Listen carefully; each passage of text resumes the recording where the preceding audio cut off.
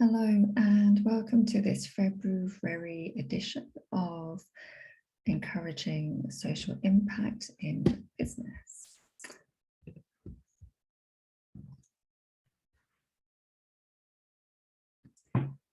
Hello and welcome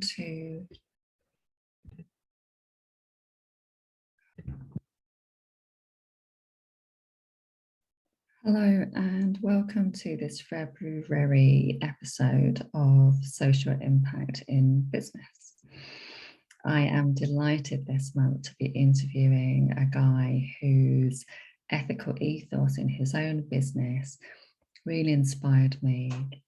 So I'll introduce him in a few moments' time.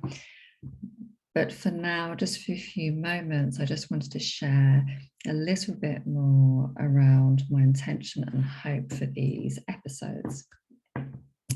So I sent out a questionnaire last year asking peers and friends what did they think social impact was all about, what it is that they wanted to know, and anything else they would add in.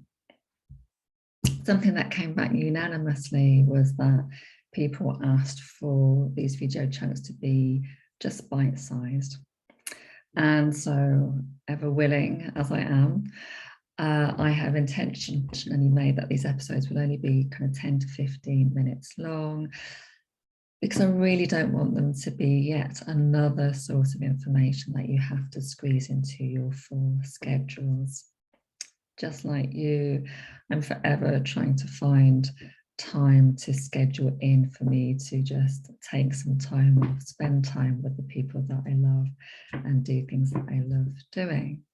So maybe that's something else as a community we can encourage each other to do. So let's get on with the most important part of this session, which is interviewing somebody who's very active in the social impact world and having a discussion around that for the next few minutes. So, hello and welcome to February's episode of Encouraging Social Impact in Business. Hello and welcome to February's episode of Encouraging Social Impact in Business. My name is Anjali and I am the founder of Artemis Coaching. This is a UK business I'm very proud to have set up just before the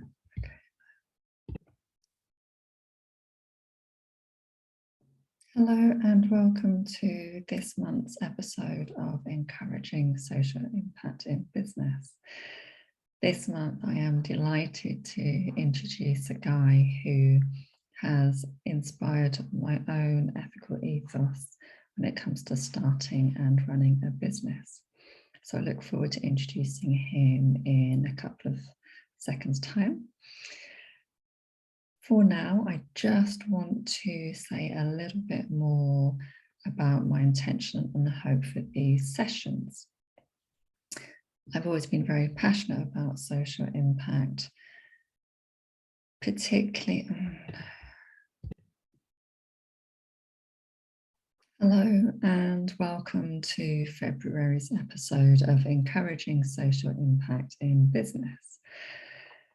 I am delighted this month to be interviewing a guy who has inspired my own ethical ethos when it comes to starting and running your own business. So I think we can all look forward to what he has to share.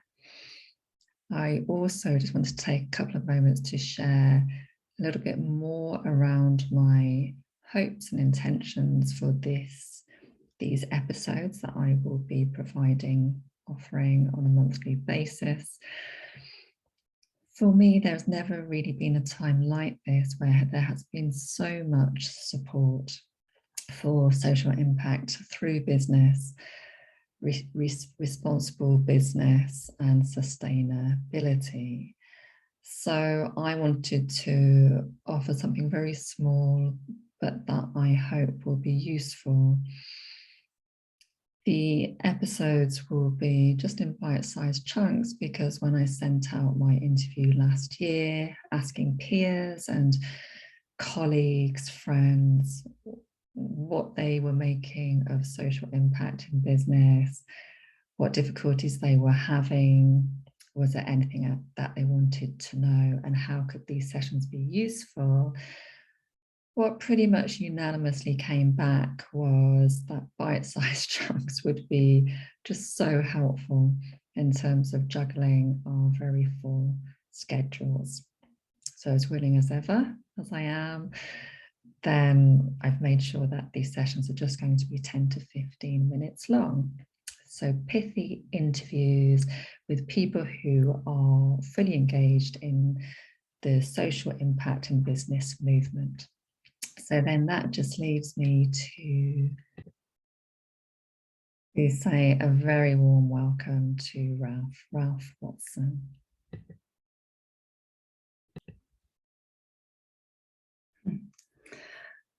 So hello and welcome to this month's episode of Encouraging Social Impact in Business. This is a series of monthly episodes that I really hope would just be informative in bite-sized chunks so that you can fit it into your very full and busy schedules.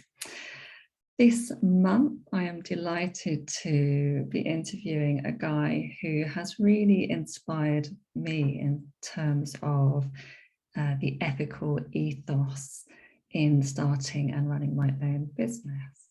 So Ralph Watson, a very warm welcome. Anjali, lovely to be here, and thank you for such a build-up.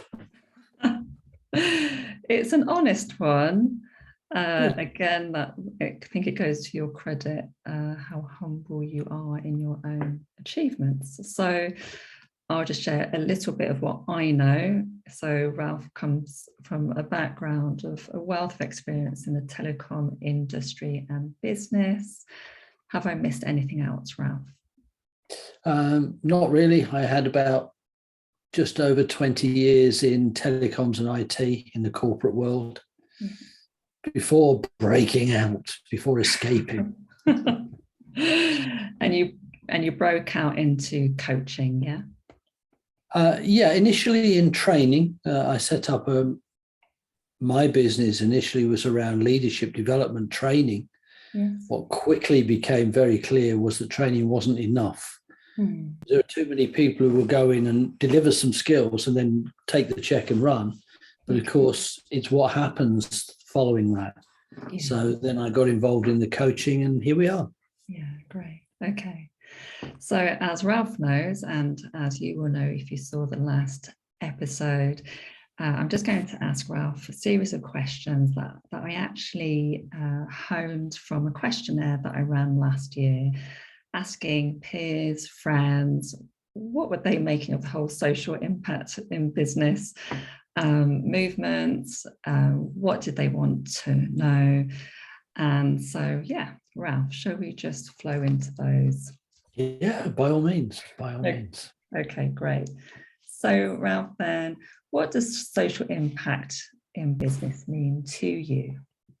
I think really it's an awareness of the consequence of the decisions you make, the deals you do, the actions you take, not only on your bottom line, but on the community and society as a whole.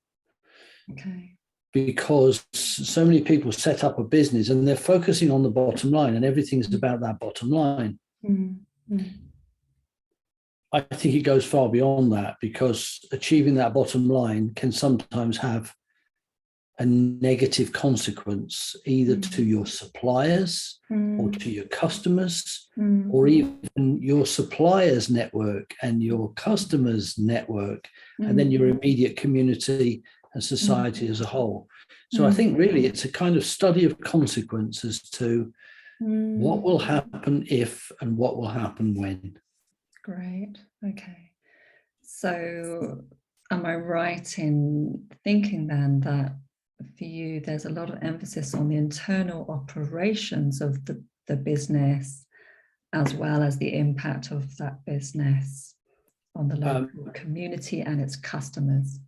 Yeah, I mean, it's, you will find businesses who make a contribution to society through supporting a charity or supporting a local scheme or activity. Yeah. And that's brilliant, wonderful, no problem with that. I think it's more than that, though. I think it's a way that you operate internally.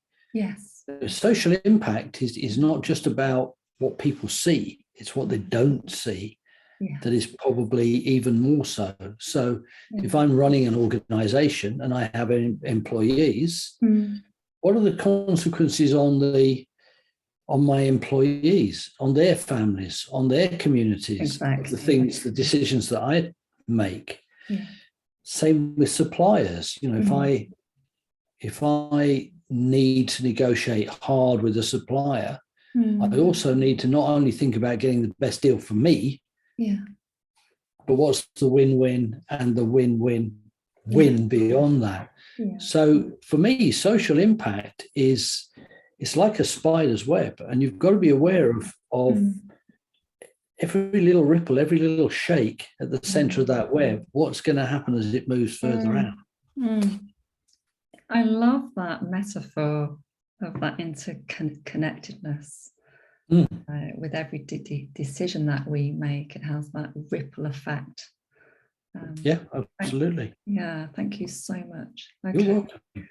So then, in terms of your own social impact business, what inspired you to take the leap?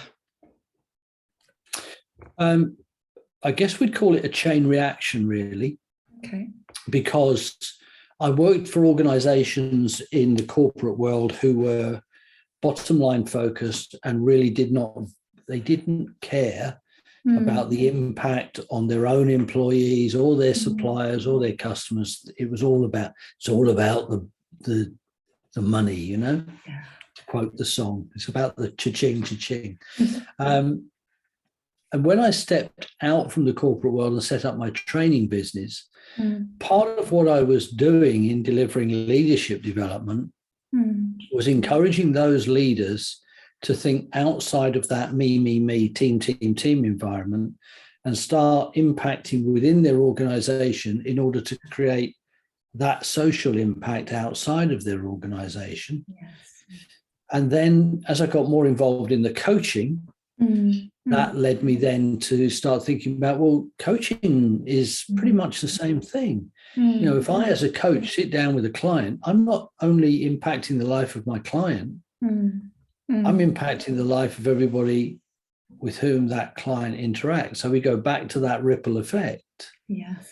Yeah. And for a while, I had a project where I was going into organizations predominantly outside of the UK. I did a lot of work in Turkey, talking to organizations about looking at their social impact and looking at strategies that they could implement to have a more positive effect on society. And I guess if you think about it, where are we at the moment? We have global warming. Yes.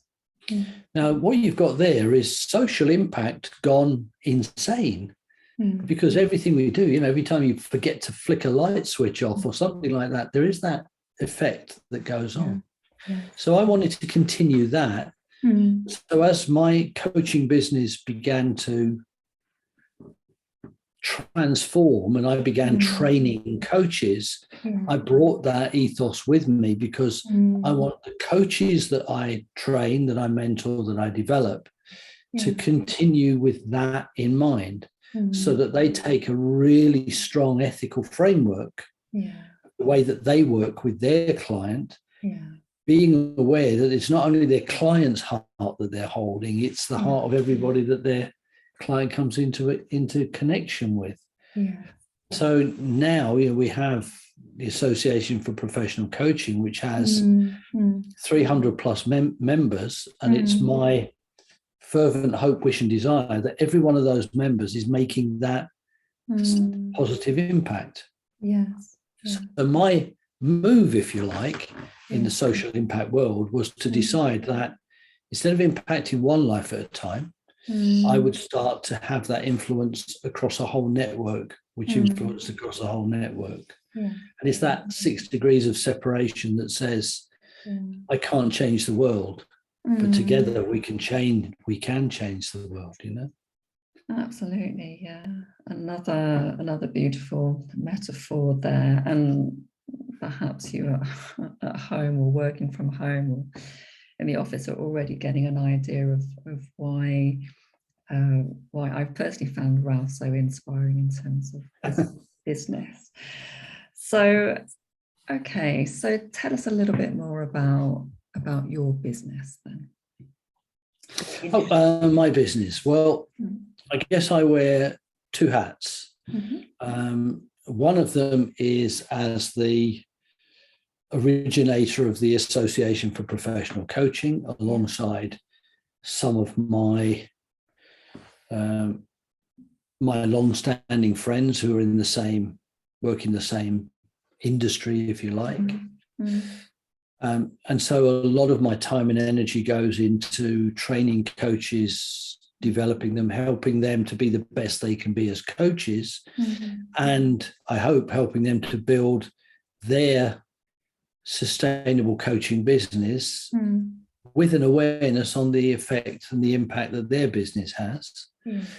The other side of my business is that outside of that, I'm also a master trainer. So until the world decided to lock me in a room for 2 years, I used to travel around the world delivering training programs, training trainers, and training coaches and training leaders. And again, with that same ethos of positive impact, because everything that we do has a consequence. So I believe that as human beings, we should do all that we can to ensure that the chain reaction that we start is a positive one. So that's what my business is and does, really, in essence, is support people who want to help people make a difference in their lives and in the world. So I hear loud and clear, and I always have done from day one that I met you, this ethical ethos, this strong awareness of social impact in business and how that really seems to be a driving passion. I'm wondering how you sustain that, because I know how full-heartedly you work and how full-heartedly you support those of us who you have trained up. So how do you sustain that passion for yourself? So I suppose there's something around self-care. Well, that's a great question. One is lessons learned. One of the reasons I stepped out of the corporate world was because I hit the stress wall. And I was seriously ill for months. So I maintain this look over my shoulder, which drives me away from that, which says, I'm not going there again. So that makes me tough on myself at times in terms of boundaries. I'm afraid sometimes that makes me tough on others if I think that others are stepping across those boundaries at me. I have great support around me as well, because I have one of the things that I'm always advocating, as you know, is accountability buddies. And I've got around me some folks who've been with me from the start of APC, who are heavily involved in APC, who hold me accountable. And I will occasionally get a message from somebody saying, hey, I'm noticing you online too much. Step back a bit, cool off. I also have a wife that I love very much. I adore her, and she really cares, takes care of me. So it's about having that support network. I think it's also about being very clear about your boundaries, and also be aware that when you talk about social impact, it's not all going outwards. Somebody has to come inwards. Exactly. So that's you. If you spend all your time focusing on impact going outwards, you have to be aware that there is an impact here. And so you have to make sure that you're taking care of that. And I do that, strangely enough, by working even more, because I do a lot of charity work alongside the other stuff, and I get huge energy payback from the stuff that I do with Lions Clubs International and various other charitable organizations that I work with. And that to me isn't work. It's almost like play, really.